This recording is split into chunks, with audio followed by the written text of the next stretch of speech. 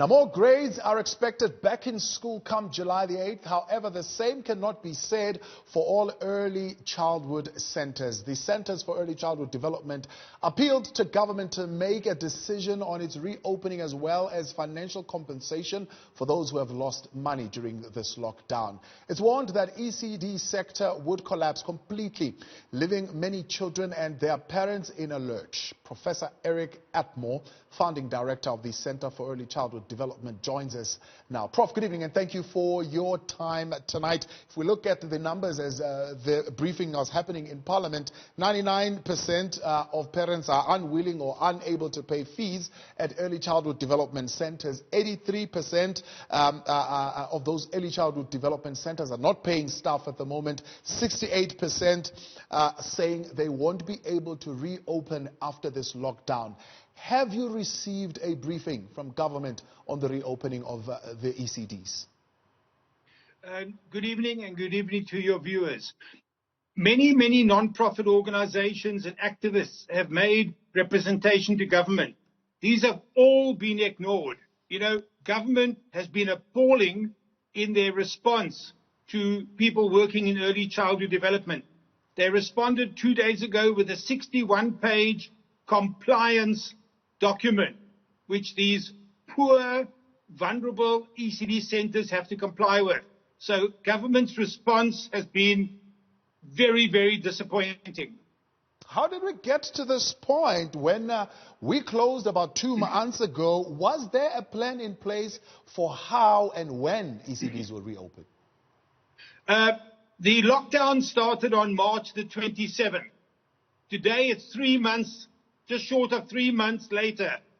I think planning started a few days ago, and early childhood development, as is historical in this country, was forgotten.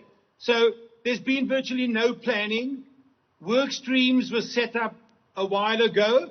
These work streams have produced long, bureaucratic documents which are not understandable and not accessible.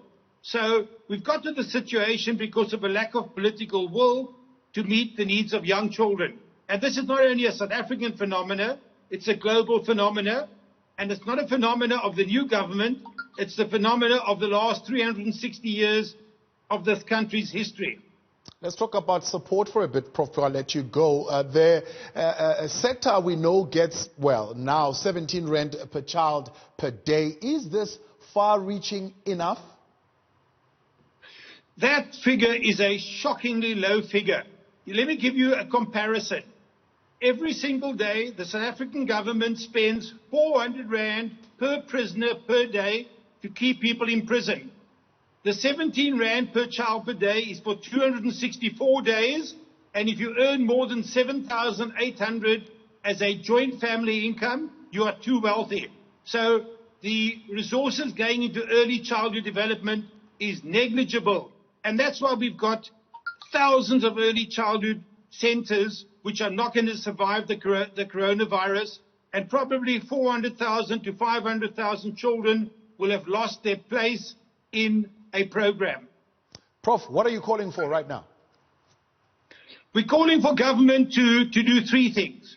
Number 1, announce a date sooner rather than later when early childhood development centers will open.